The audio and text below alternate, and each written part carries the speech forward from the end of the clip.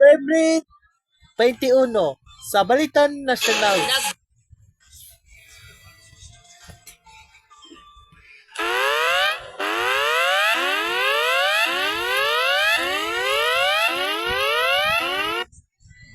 Baha ang linibo ka mga tawo para mag-upod sa trillion peso march sa Manila. O lulupod niya nagmarcha sa mga dalanon ang ordinaryo nga mga mamumugon, mga leader sang sambahan, mga artista kag iban pa nga mga bantog nga personalidad sa pungsod. Wala man malikawan ang kinagamo bagod sang grupo nga ginlakipan man sang mga minor de edad nga nagtugas sang riot sa pila ka parte sang Manila katungan sang hublag protesta. Sa balita lokal, nagpanguna mismo sa marcha si Haro Archbishop Midfald Villones kaupod ang pila katapos ang simbahang Katoliko kag nagkalainay niya sektor kaangay sa mga estudyante, government employee kag madamo pa.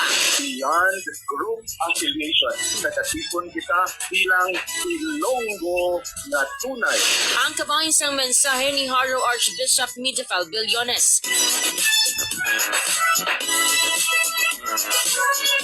Setyembre 23, sa Balita Nasyonal, kiningatan ni former DPWH Bulacan District Engineer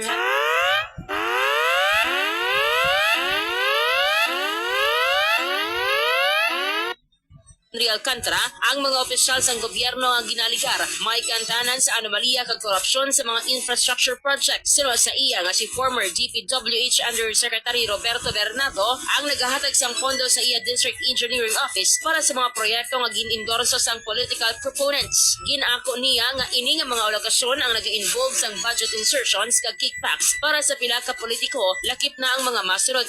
Senator Joel Villanueva, Senator Jinggoy Estrada, former Senator Ramon Bong Revilla Jr., Anay House Appropriations Chair Congressman Zaldico, former Caloocan Congresswoman Mitch Kahayon Uy, kag Commission on Audit Commissioner Mario Lipana. Sa man nga hearing, ginpahayag sa mga anay officials ng DPWH nga sanday Bryce Hernandez kag JP Mendoza nga nakadulong sila sa 1 bilyon nga kwarta sa penthouse ni former Ako Bicol Party List Representative Zaldico.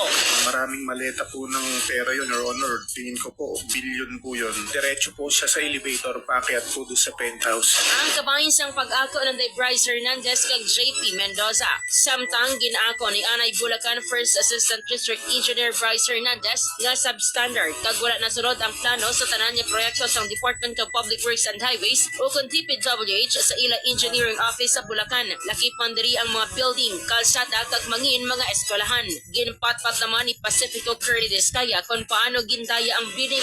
Kadalasan po pag lumulusob po kami sa mga teritoryo ng bawat DPWH, kadalasan po may mga negotiator na po kaagad na nakaharang. Ang pahayag ni Pacifico Curly Descaya sa hearing na balikan ang kaso ni Janet Lim Napoles kung sa diin involved man sa Estrada kag si Anay Senator Bong Revilla. Siguro kung yung Napoles cases nauwi dun sa halip na absuelto kulong, baka hindi na nangyari itong mas malaking kurako. Ang pahayag ni Senator Kiko Pangilinan sa hearing sa plenary session sang Senado, naghimo sang manifestation si Estrada. His comments, while not naming us directly, were laced with insinuations. Are you questioning the decision of the court acquitting this representation? You're a lawyer. I'm not. You shouldn't be talking that way. You are undermining the judicial process in our country. You being a member of the bar. There was no intention of maligning any senator with that manifestation.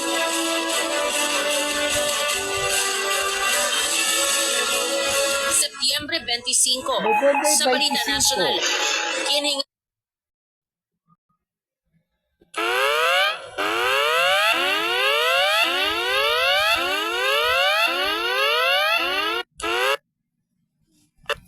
ingada ni Anay DPWH Undersecretary Roberto Bernardo, Senay Senator Cheese Escudero, Anay Senator Bong Revilla, Senator Nancy Binay sa iya affidavit nga lunsay may kantanan sa mga anomalya nga flood control projects. Sino kay Bernardo, personal niya ang gin-deliver ang 160 million pesos o kung 20% sang 800 million pesos nga balor sang government projects sa abiyan ni Escudero nga among campaign contributors ng senador sang nagligad niya eleksyon. After inclusion of the projects in the GAA, There's that stupid noise again. Oh, that's not a stupid noise. It's just Junior about to jump out of that two-story window. I I delivered 20% or about 160 million to Maynard Nu, which was meant for Senator Escudero. Carlin Villa, a staff of trusted confidant of Senator Binay, called me and asked for a commitment which was set at 15% of the total amount of the projects. Senator Revilla and I met where I gave him a list of projects given to me by Engineer Alcantara. Senator Revilla asked for a commitment.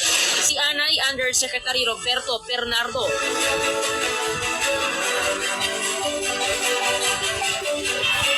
Sa amuan nga daw, ginbuyagyag sa lalay soldado na si Orly Regala Guteza sa Senate Blue Ribbon Committee nga nagadala siya mismo sang basura ukod mga maleta nga puno sang kwarta halin sa flood control projects. Ginsiling-siling nga nagtrabaho siya sa Desyembre 2004 bilang security consultant para kay Go. Pagdating sa Horizon Residence, dumidiretso kami sa basement upang maibaba ang nasabing basura at dalhin sa unit ni Congressman Saldico. Ibababa lamang namin ay 35 maleta para i-deliver sa bahay ni House Speaker Martin Romualdez. Ang kabahin sang pahayag ni Orly Regala Gutesa.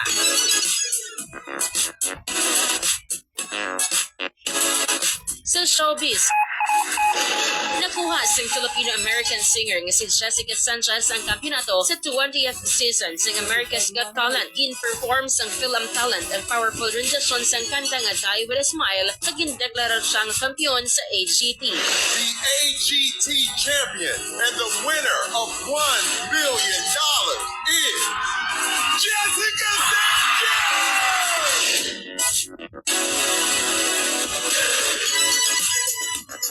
Sa balita nasyonal, nag-resign si Baguio City Mayor Benjamin Magalong bilang Special Advisor sa Independent Commission for Infrastructure kan ICI. Sa iya sulat kay Presidente Ferdinand Marcos Jr., ginpahayag niya nga ini ang may kantanan sa pahayag sa palasyo nga ipa-review ang iya designation. Sino kay Magalong, ini ang nagakontra sa termino sa iya appointment kag nagaupang sa iya papel kag mandato nga ginahatag sa iya. Pahayag niya matag nga hindi na mapadayon ang iya serbisyo bangod sa gintingob nga sirkumstansya nga nagbutang sang pagpangduha-duha sa pagka-independent sang ICI.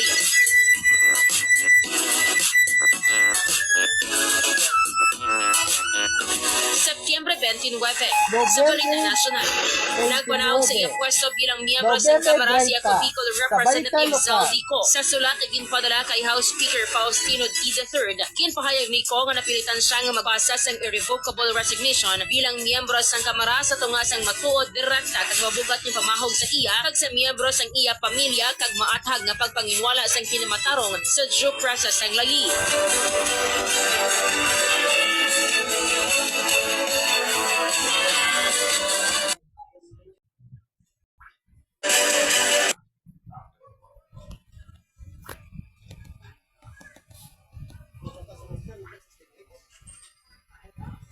Septyembre 30, Sa Amo sa balita Pizza. nasyonal, gintayog sang magnitude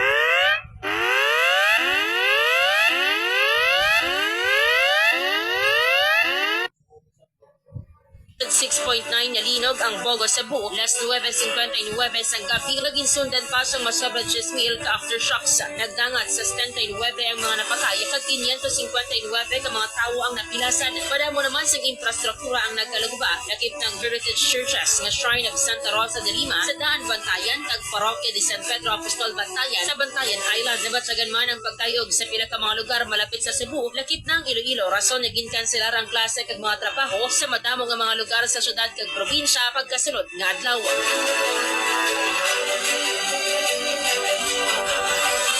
Inyo na